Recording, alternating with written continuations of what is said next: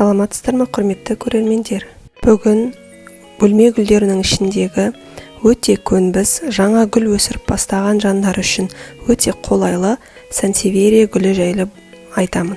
Сансеверия гүлінің 50-ден аса түрі бар. Оның негізгі отаны Азия мен Африка. Жарықтың түсуіне байланысты сансеверия гүлінің жапырағының реңі өзгеріп отырады. Жарық мол түскен жағдайда реңі ақшыл, күлгін болады. Жарық аз мөлшерде түссе, реңі қанық жасыл болады. Сансеверия гүлі аса бір температураны қажет етпейді. Жаз айларында 25 градустан аспау керек. Қыс айларында 10 градустан төмен болмауы қажет. Бұл гүл құрғақ ауада шыдамды, бірақ жапырақтарын сүртіп тұру қажет. Бір қалыпты суару қажет. Жаз айларында аптасына бір рет, қыс айларында айына бір рет суарса болады.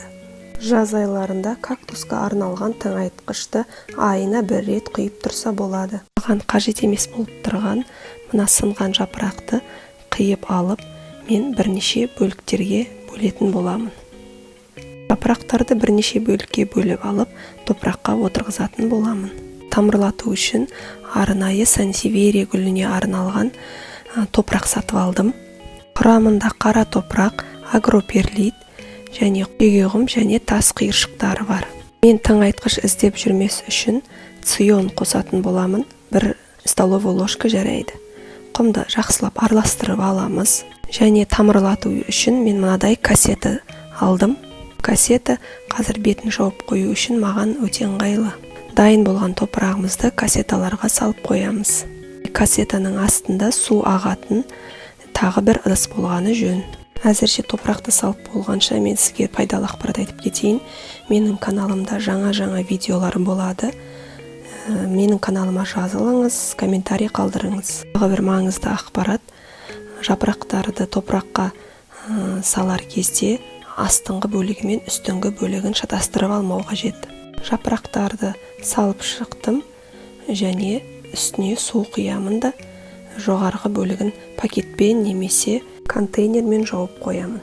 Гүлдеріміз дайын, енді бұны жарық әрі жылы жерге қойып қоямыз. Енді мен сіздерге осыдан 3-4 ай бұрын осындай жапырақтан тамырлатып өсірген сансеверия гүлімді көрсеткім келіп тұр.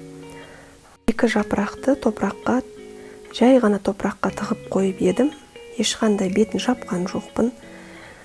Міне осыдан 2 өсінді шықты. Біреуінің жапырағы қурап кеткен, екіншісі әлі тұр. Осы гүлді біз 2 бөлікке бөліп, 2 ыдысқа қайта көшіріп егетін боламын. Сіздердің де қолдарыңыздан келеді.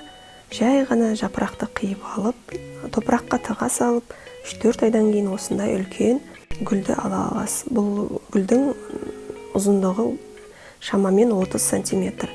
Яғни 1 жылдан кейін 1 метрге жетіп қалатын үлкен сізде гүл пайда болады. Сансеверия гүлі жайында ақпаратты толық бере алдым деп ойлаймын.